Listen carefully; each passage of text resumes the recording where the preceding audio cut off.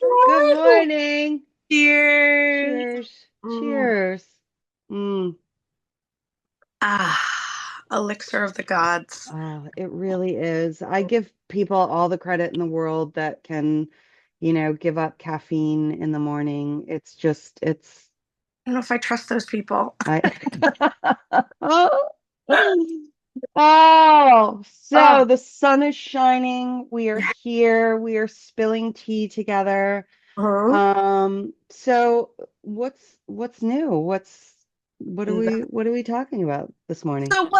You know what I want to talk about? So I went away with my husband this just for a night, and I Hmm. went to this bookstore, and the bookstore owner, he was so amazing, and I may never, Mm. ever, ever see him again.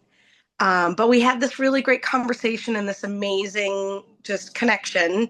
Mm. And it's like he kind of left an imprint on me. And so I guess that's what I want to talk about. I want to talk Okay. um, about that.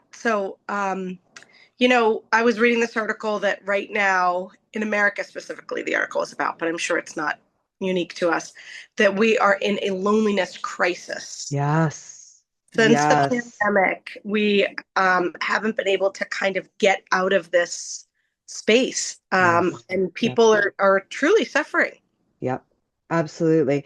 It's so interesting. When I came into my private practice, I was able to connect with this organization called Showing Up, out of Wisconsin. And, the woman who founded it, Jen Marr, she really focuses on, that idea of connection and how do we show up for one another. And, it's interesting. One of the statistics that she shares is that, 80% of us say that we can feel, see, acknowledge when somebody is struggling.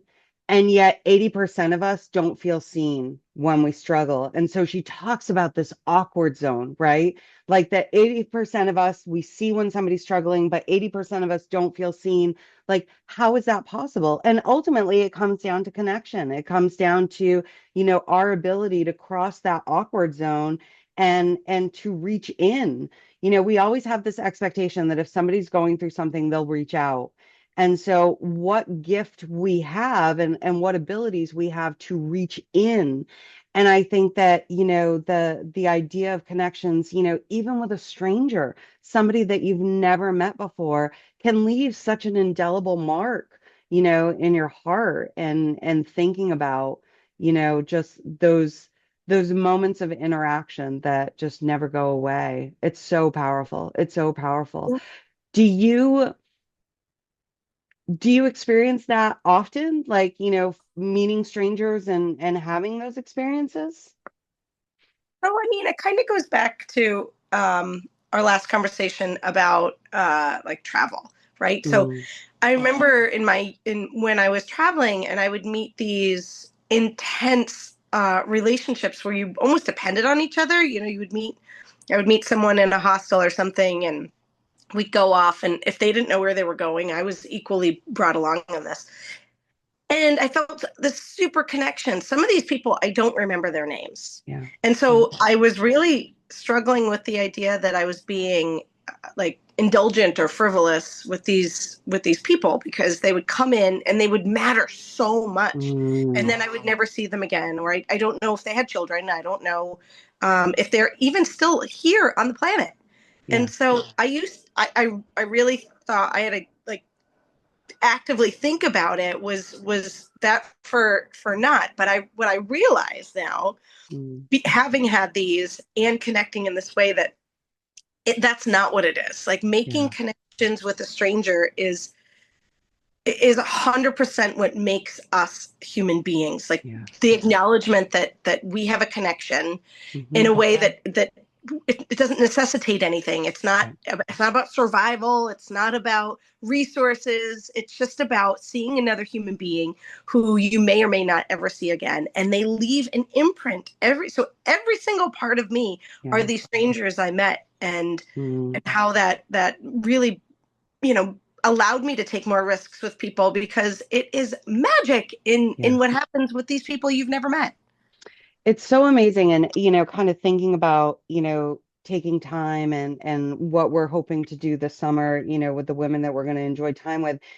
For 14 years, I, co-facilitated a retreat at Endicott College, and each year we would take, 40 strangers. And sometimes they knew each other like on the periphery. It's a small college. Like sometimes they were friends or they knew of one another, but we were really diligent in trying to make sure that even if you knew one another, you weren't in the same cabin, you weren't in the same group. We really wanted to challenge these college students to make those connections that you're talking about. And so the rules were no cell phones. I mean, can Mm. you imagine taking cell phones away from college students for Friday, Saturday, Sunday? No watches. There was no, television at camp. There was no technology, basically. And kind of like what we're excited to be doing at camp. Like we played games, fun silly games where we could just take down those statuses in college where it's like, oh, you have the captain of this sports team and this popular person and this person who's, a freshman and doesn't really know anybody, and we wiped away all of those kind of exterior, elements, and had them just having fun and playing games. And then, throughout the weekend, we offered these opportunities for connection, for storytelling. And it's always challenged by choice, and just like what we're going to do at camp, like nobody is forced to do anything that is, feels unsafe to them. We certainly want to challenge them outside of their comfort zone, but we're going to respect everybody's boundaries. And we did this on this retreat. And by the end of the weekend, and again, we're talking Friday, Saturday, and we're back on Sunday on the bus. All of these college kids, I don't want my phone. I don't want to see my phone. I don't care what everybody was doing this weekend, what parties everybody was going to. Like, I still want to be in this moment. I still want to be in this experience. Um, Everybody got a sweatshirt, and it was so funny because what happened is each year had a different color sweatshirt. And so the Monday after the retreat, former lighthousers would wear their sweatshirts. So it's like the new retreaters are wearing theirs, and then former ones are wearing theirs. And so it was like now all of a sudden you would have somebody who's a senior that went on their retreat their freshman year. They're wearing their sweatshirt from 4 years ago. Now there's a new retreater. They had no idea that they had both had this shared experience. And even though they weren't on the same retreat together, it was that idea of shared experience. Yes. And I think that, when you think about you meet somebody who, I know for me, like I've navigated divorce. When I meet somebody who has a shared experience of divorce or, having adopted a child, and you have a shared experience of somebody else who has adopted a child, it's amazing what abilities we have to connect. And some parts of our story we don't always share, right? We're not walking around with sweatshirts that say, I Mhm. have these shared experiences with one another. And it really requires what you said, kind of that extra step of talking to somebody, getting to know them, getting to know their story, being willing to share your story to have that experience, which is so powerful, so Yeah. powerful. So, you know this about me, but not everyone does. I'm a neuroscience nerd. Like, I love everything brain science. And something that in grad school we were talking about that I really, really loved was grandparents who spend time with their grandchildren live longer. Their Yeah, brains are like actually physically bigger, they're larger. yeah. And the reason for that are these synapses that keep connecting, these neurons that meet each other and they just connect. Um, and that is what all connection it does with strangers, with family members. And so what happens when we are in a part in our time on this planet where we don't know how to make those connections, Yeah. the reverse happens, right? So we are it is making us sadder, lonelier. Mm, Is not it's making us unwell to yeah, connect with strangers, to connect yes, with people. yeah. Each year I go on this, which is coming up. I'm so excited. I go on this women's yoga retreat at this place called Silver Lake in Connecticut, and Sometimes there's women there that I've seen in years past, and that's really super special. Mm, But then there's strangers, and sometimes those strangers I super connect with, and it's and you don't. It's not even on purpose, and I think we're going to find that this summer. It's like you just kind of gravitate towards these people, and they become your person for that time. yes. Yes. And I was now understanding what I know. I kind of want to thank all these women. Thanks for making my brain bigger. Yeah. Would that be weird? Hi, I'm Jen. Thanks Hi, for hi, making my thank you. brain. Thank you. Oh, you're standing there talking to him and you're like, oh, oh, I feel it. I feel it happening. Oh, Yeah. I love that. I love that. Like I mean, we are such a digital like world Yes, now, and yes, and it's great like this. You're in Danvers, I'm in Medford. We can be chatty, but yes. what that means is we, especially as women, we need to be more intentional. Yes, Women, we thrive on connection. That is, yes, that's why women generally fare better in retirements, because we seek out these relationships. yes. But if we've forgotten how to, I think it's, Mm-hmm. now that we are both matriarchs, I Yes. Mm. don't want to be a matriarch. Terrifying. Terrifying. Oh no. It's our job to remind the younger people like Yes. how to do this. Well, and I think that that's the other cool thing about, experiences like, with your retreat. I mean, even with, the Lighthouse retreat, having freshmen with seniors, that's a big age gap, at that age. But, with what we're doing this summer with taking time, that there are going to be women who are there in their mid, late 20s, and there are going to be women who are there in their 30s, their 40s, their 50s, 60s, and so that opportunity, even from a generational perspective, to share these different experiences that we've had in coming into ourselves, right? Like, these women who are, turning, 30 in 2025. I knew what it was like to turn 30 Mm. in 2004. Mm. Oh, I just had a visceral reaction. Oh my God, I turned 30 20 years ago.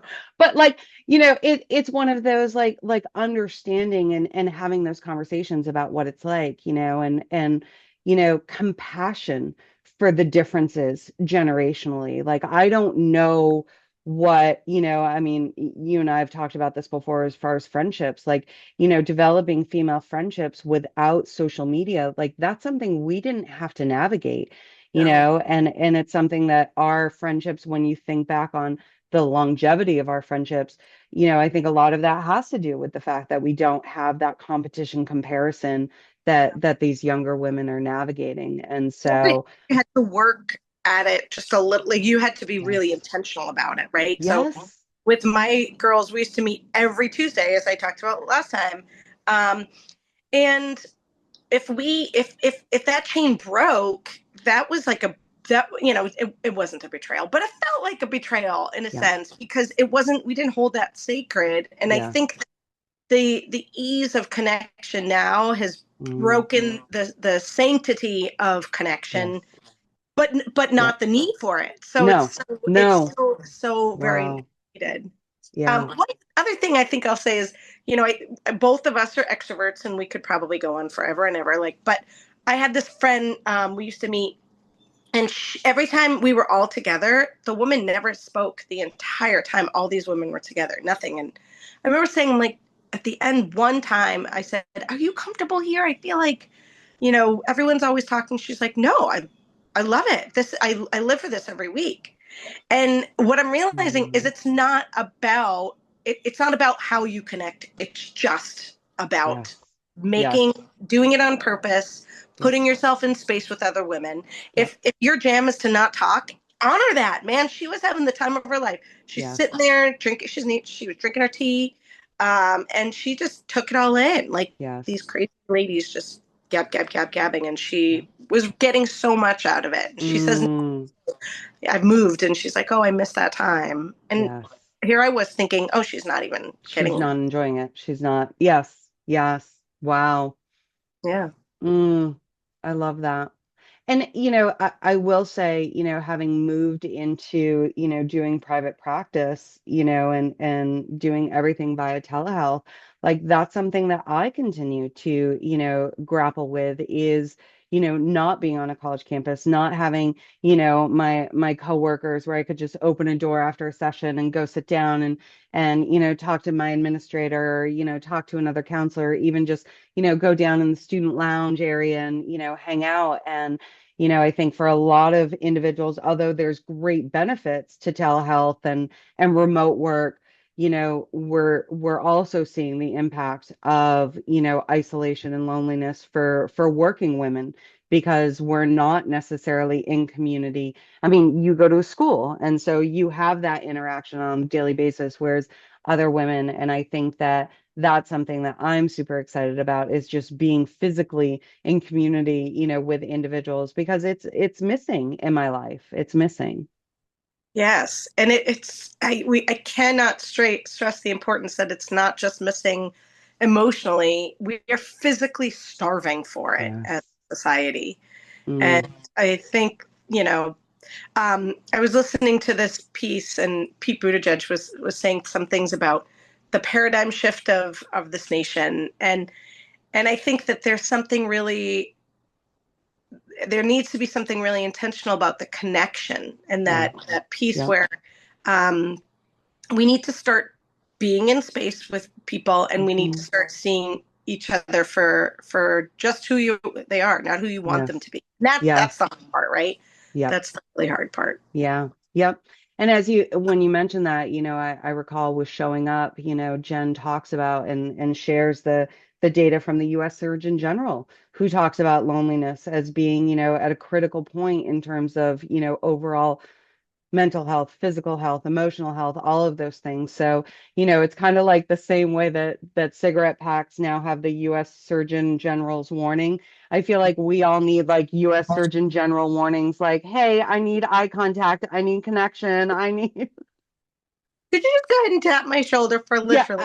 uh-huh. Yeah, exactly. Exactly. Right. Yeah.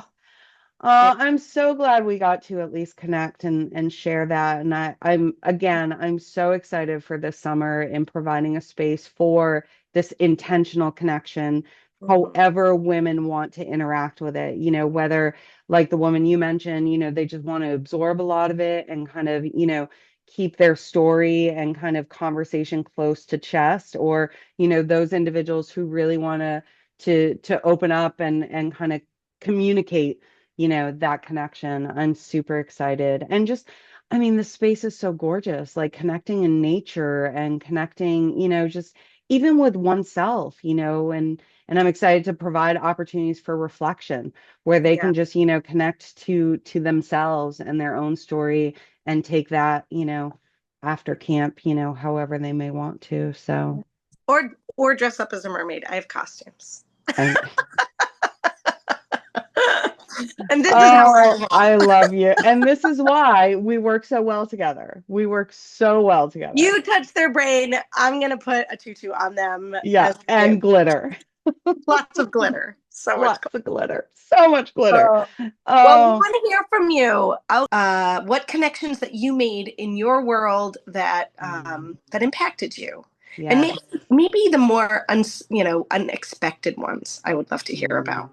definitely. Definitely. All right, my dear. Hey, Oh, thanks for thanks. spilling Oh, tea with me. Come on. thank you. Cheers. Cheers. Cheers. All right, my dear. Good to All right, see have a you. good day. Bye.